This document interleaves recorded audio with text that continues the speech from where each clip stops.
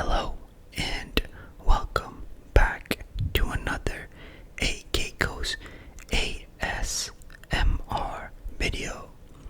Today's video, if you already don't know your true crime by telling by the picture, we're going to be talking about the ice coffee killer Jessica Wongso.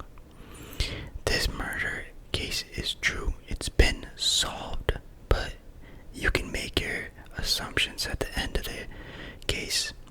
Anyways, please leave a like, comment, and subscribe. And let's get right into the story. So, Jessica Wongso did not look like a murderer. She's the one on the left of that picture. Her friend Mirna is the one that she poisoned with iced coffee, believe it or not. So anyways, let's get into this. So how did a friendship turn so sour between Jessica and Mirna? Jessica, born in Indonesia into a wealthy family, same with Mirna. But somehow, they didn't really meet in Indonesia. They met up in Australia when Jessica's parents moved to Sydney, Australia, because that's where their parents' business was. So when Jessica moved there to go to college for design school, so did Mirna by chance. And that's when they actually first met together at the Billy Blue College of Design. And they immediately clicked together because they were kind of the similar backgrounds, same place. And Mirna actually made friends, Honey and Vera, through Jessica as well, and they would hang out and party by night. However, things do come to an end. Jessica ended up becoming an Australian citizen and stayed in Sydney, but Mirna and her husband had been together for 8 years and got engaged and married and came back to Jakarta, Indonesia. So in 2015, Mirna went for a holiday. She wanted to catch up with some of her college friends and spend some time. She let Jessica know that she was in town and the two should meet up for dinner. So things turned sour when Mirna gave Jessica advice to dump her Australian boyfriend. She thought Jessica was wasting her time and could do better. Mirna felt that Jessica's boyfriend was into drugs and a danger to Jessica. Mirna was known to be opinionated. Throughout the conversation, Jessica kept her quiet, didn't reply, but left halfway through the meal in the restaurant without even saying goodbye. After the dinner, Mirna then started feeling uneasy about Jessica. She told her fiance's name is Arif. She told him that she's not gonna be with, she doesn't want to be seen with Jessica by herself anymore. And let me see if so that's her husband right there. And that she didn't want to be seen with Jessica anymore. And she'd always bring her friends. If she wanted to go, or she'd bring him. But however, so after a couple months, Mirna did not want to invite Jessica to the wedding, but she invited Annie and Vera. So then there was Jessica. So Mirna's life is, it's going great. She has a husband. She's making friends, and then you have Jessica on the total opposite. Right now, she's living alone in an apartment in Sydney, and Jessica's been taken to the hospital 5 times after failed suicide attempts or self-harm incidents. Her boyfriend, Patrick O'Connor, Jessica's boyfriend, became a trigger for her, would later call the police, saying that Jessica threatened to kill herself with a knife. She also threatened his family and loved ones. And Jessica also crashed her sporty Audi A3 into a nursing home, yards away from bedrooms from elderly citizens. attracted news footage, so this was well documented because she had been drinking, and considering the damage caused to his car, she came off lightly. She had a couple of cracked ribs and bruises. 2 months later, Patrick then calls police telling them that Jessica tried to poison herself with carbon monoxide from a small barbecue inside her bedroom. But nothing happened to her. She was unharmed. Once again, like 2 weeks after they go back into her apartment, the cops, they were called. They found an empty bottle of whiskey next to her bed with 3 letters. One letter said that Patrick O'Connor was to blame for her death. Other letters addressed to her family and to work. By the end of November, Patrick had enough. He approached police to seek a restraining order against Jessica because of the threats she was giving him and stuff. Jessica was due in court in Sydney in February 2017 for drunk driving charges, and she was just going rock bottom. Later on, Jessica decides to go to Jakarta, and before she left Australia, obviously she starts a WhatsApp chat group with her friends from Billy Blue, Mirna, and Hanny, and said that she wants to see them, and messaged them a day before. When Jessica pushed to make an arrangement, Mirna agreed that they could go for dinner on December 12th, 2015. Mirna then took her new husband Arif along to go meet Jessica for dinner in North Jakarta. But that's exactly when Jessica found out that Mirna and Arif were married, and she had no idea because she was not invited. Then Jessica wanted to go for coffee with the girls. They all met up in January on the WhatsApp group. Jessica was the one who invited Mirna, Hanny, and Bera, arranging to meet January 6th at Grand Indonesian Shopping Mall, a cafe. When the day came, Jessica was eager. Around 1 p.m., she says, "Girls, I'll treat you to juice and book a table." Mirna replied, "Just saying hello, Jess." Jessica said, "Which one do you want?" After ignoring the question, Mirna asked where they should meet. The answer is Olivier, which is an upscale cafe inside the upmarket Grand Indonesian Shopping Mall. So this is exactly when Mirna seals her fate. She says, "I love their Vietnamese iced coffee in the messages." So by telling her friend Jessica the drink, it was kind of wraps right then. The friends arranged to meet at 5, but CCTV footage shows Jessica arriving 90 minutes early, just looking for tables. Right, so there, and then she picked a table near the back of the, she was walking around for 90, she was there 90 minutes early, right? She was walking around, she was, there's CCTV footage of her just trying to scope out the place. She walks over to the bar, she gets 3 drinks, 2 cocktails, and iced coffee, which she paid for, returns to the table, and she also with her had 3 big shopping bags from Bath and Beyond Body Works, I think it was. Alright, and so it's it says right, she's walking around, she gets the drinks, then she sits down. As she sits down, she puts the 3 bags of her in front of her, and she's hiding the drinks clearly, right? And once she's hidden the drinks, she starts play around with them in the bag. You can see a little bit of movement, and the thing is that you don't need to mix anything because it's an iced coffee and it's just 2 cocktails. And the thing was, the CCTV, you couldn't really see her. She blocked herself. She did it very smartly. Even the position that she chose, where to sit, she was it was premeditated in a way.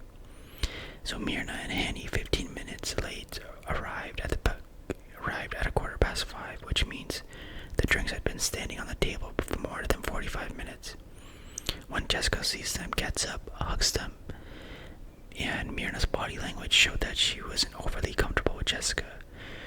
Mirna in the middle, flanked by Jessica and Hanny, not much paying attention to Hanny, whose drink was also waiting, melting away. Jessica pointed to the coffee and said, "This coffee is for you, Mir.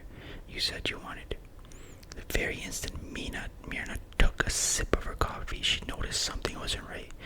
She pulled a face and said, "This is not really good. This is awful." Mirna turned to Henny and asked her to try it. Henny didn't feel like taking a gulp, but she dipped the end of her straw into the coffee, then licked the end of the straw. Henny had less than a drop of Mirna's coffee. Mirna then turned to Jessica and said she should try it, but Jessica didn't want to. So the coffee remains untouched as the girls tried to work out what the problem was. Mirna waved her hand in front of her face like she could smell something bad. Then suddenly, next moment, Mirna thrust her head back violently. Vomit foamed out of her mouth as she proceeded to have a seizure. As soon as it started, it stopped. Mirna collapsed. Chaos ensued, with waiters and managers rushing over to help. Annie called her name and tried to wake her up, but Jessica sat there quietly without reacting or helping. The manager thinks perhaps Mirna suffered epilepsy and had a seizure. She ordered waitstaff to call for an ambulance and bring supportive oxygen. In a scene where, your friend's dying, Jessica grabs her bag, puts it on her shoulder, and has no emotion. She's not panicking. She's not trying to, wake up, Mirna, like her friend Annie was. Jessica's just cold to it. Maybe she's in shock, but maybe she already knows what's good, which I think is the case, honestly, because you can tell by CCTV, she knew it was coming. So as soon as they get her to the hospital, Mirna passed away, but doctors trying to revive her, but there's nothing they could do. She's pronounced dead at 6:30 on Wednesday, January 6th, 2016. Mirna's friends and family completely in shock. They couldn't understand how she could have died so suddenly when hearing about her last moments. Suspicion then falls on Jessica. But even so, it's so hard to believe that her friend, a well-educated, upper-class young woman like Jessica, could actually kill her friend in broad daylight. The manager handed Mirna's Vietnamese iced coffee to the police on the day of the incident. 3 days later, test results were made public. Police confirmed iced coffee contained a lethal dose of cyanide. With Indonesia being a Muslim country, it's not usual to practice an autopsy. In criminal cases, it would be allowed if family agrees. So police were involved from the start, urged Mirna's family to allow for a post-mortem examination. Mirna's family stood firm, saying no, they didn't want it, because they didn't want to damage her body. Investigators promised autopsy would be done respectfully.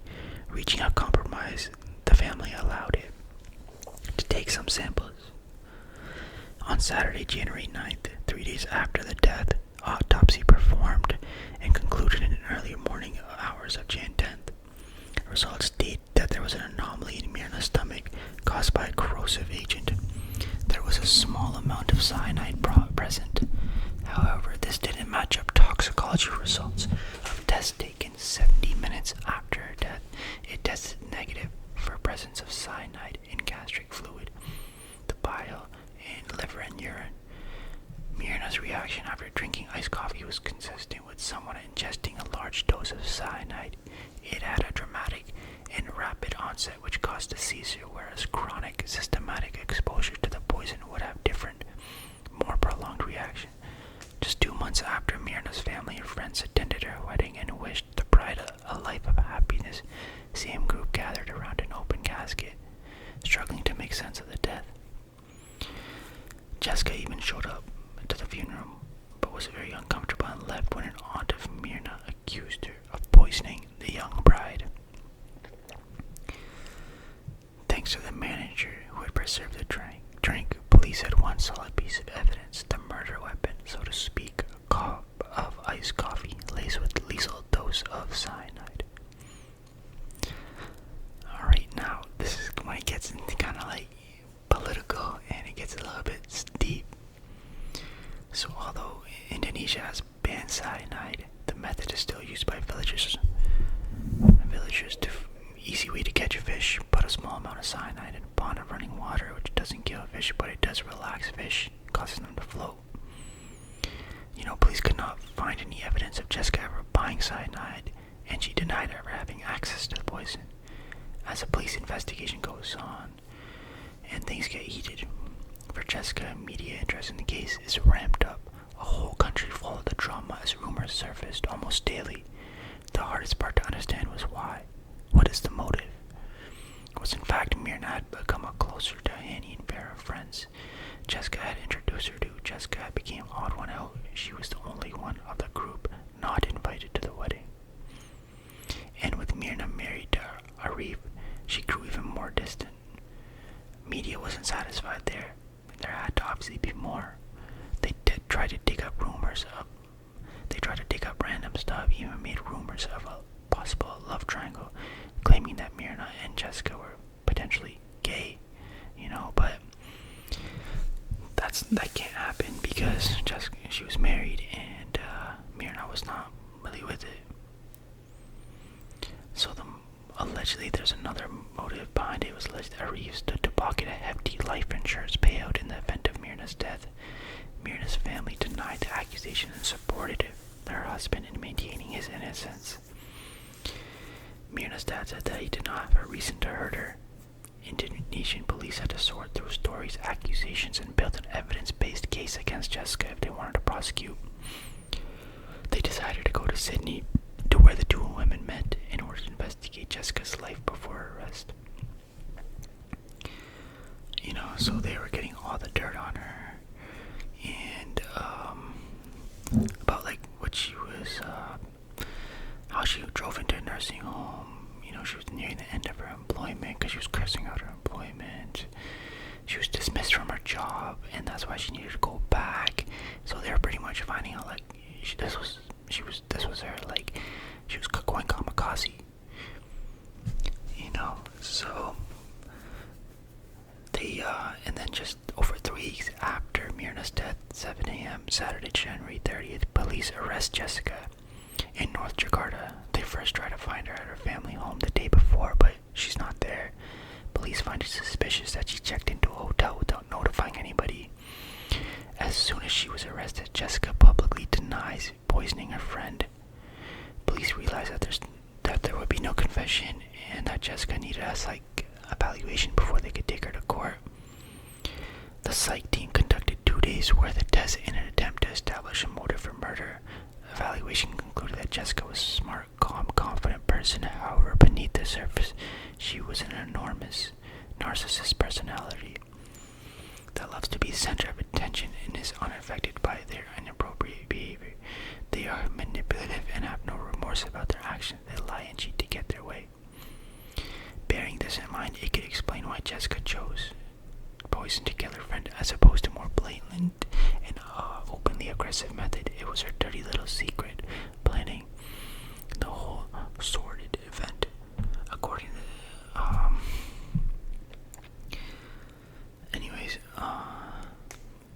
one report said that Jessica had preference for same-sex partners, and losing Mirna to marriage was too much. But even Mirna's dad said there was one message saying Jessica wrote to Mirna saying, I want to kiss you. It's been a long time. The allegation was that Jessica had unrequited feelings for Mirna. And that brings a whole dimension to the case, but they kind of defended it, saying that Mirna had no intention of being lesbian and she wasn't warm to that idea. Even Jessica said, no, I'm not gay. It's not. You guys are just reaching at this point for that. So anyways,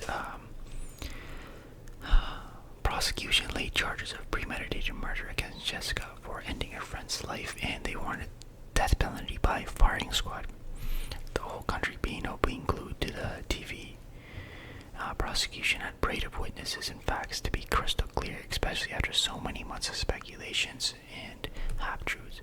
Mirna's dad is... He's a wild one. This guy here, he was doing some crazy shit. He even said that Jessica's behavior at the hospital, the death, was strange. He said she was calm and composed and walked around even though she just witnessed her friend dying. Arif, Mirna's husband, testified about Mirna's relationship with Jessica, saying that she was uncomfortable with Jessica, and after the confrontation at Sydney about Jessica's boyfriend being a drug addict, she didn't want to meet up with her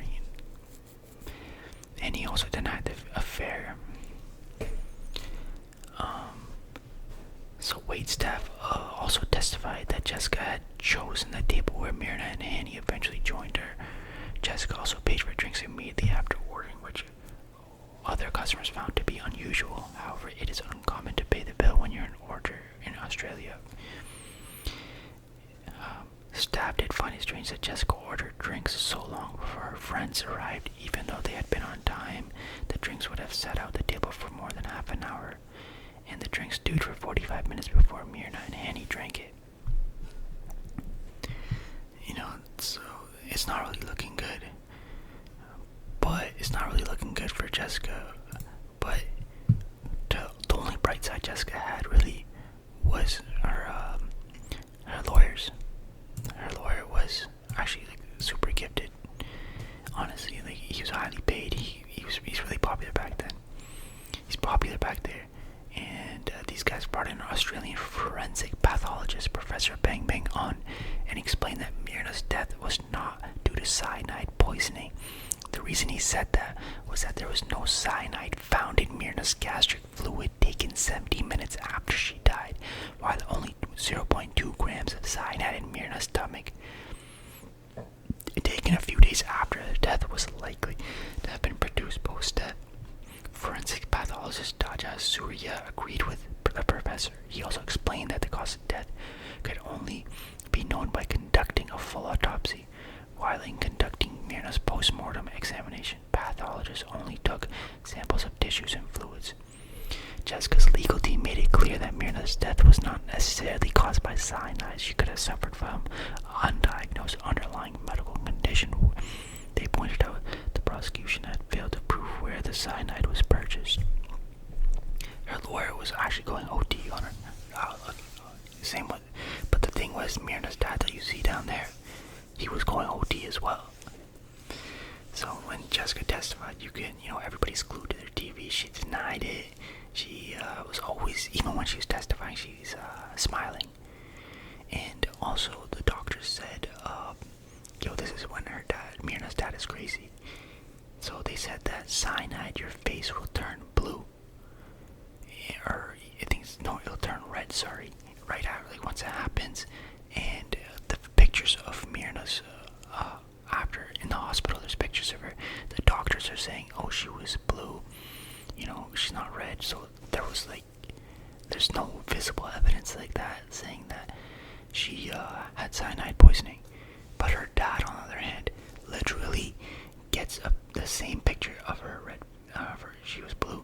He alters the picture, making her blue, just to point the blame on Jessica even more. And this guy didn't submit the evidence. He just threw it onto the prosecutors and judges desk, and just said, and then that's it. He was moving like that. He just said, here's another picture of Mirna, dead body Mirna. Her face is blue, or it was red, or he altered the pictures of that, which is just wild to see, So when Jessica says her testimony, whatever, and on October 5th, she's found guilty of premeditated murder of her friend. When the judges read the verdict, you can just hear the courtroom just erupt in cheers of relief. The judge who heard the case said they found the prosecution's theory to be plausible. Jessica's motive to kill Mirna was anger at her friends for advising her to break up with her boyfriend Patrick. They found their behavior on the day of the murder suspicious. The fact that she went to the cafe hours and scoped it out and then returned with large shopping bags. All her actions proved that there was premeditation to this crime, and her legal team made a plea still claiming Jessica's innocence. They were concerned about her health in the pitfall rat-infested cells at the police headquarters. Her lawyers ended the plea by saying for Jessica, Mirna was her friend. Mirna's death is Jessica and her family's nightmare. At the end of October, Jessica was sentenced to 20 years in prison because of an agreement with Australian federal police. She was not given the death sentence. Jessica stood up and said the trial was biased and that she would appeal, and with that, it's so she ended up getting 20 years, which is kind of crazy. And not only that, it was kind of biased the way Mirna's dad was moving. He was kind of like, he was going, I think there was there was also reporters getting paid, and they didn't say who was paying them, but they were just saying, don't talk about this case in favor of Jessica. So, and they didn't name the source, but there was people getting paid, and Mirna's dad, this guy was going like OT for her kid, for her daughter. A lot of people speculate that her dad, having enough influence and money, like, bought the prosecution, bought the judges a little bit in order for her to, just to put the blame on somebody. And I kind of believe it in a way, because like, when I was watching the documentary as well, he's sitting at the grave of his daughter just saying, I messed up, I shouldn't have been with a lot of women. Like, what?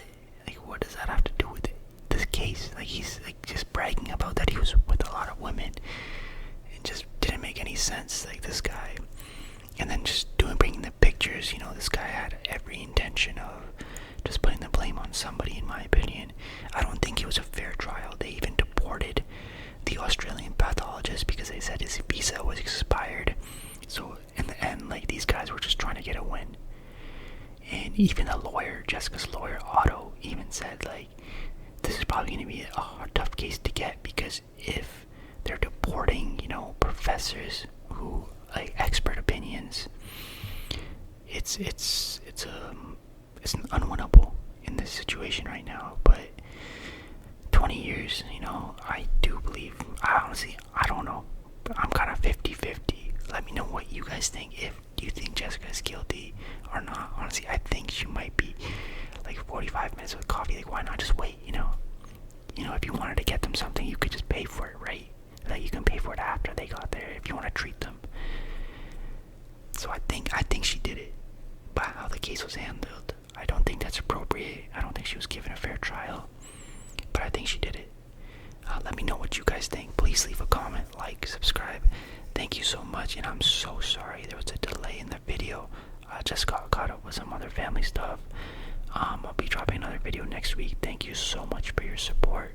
It means a lot.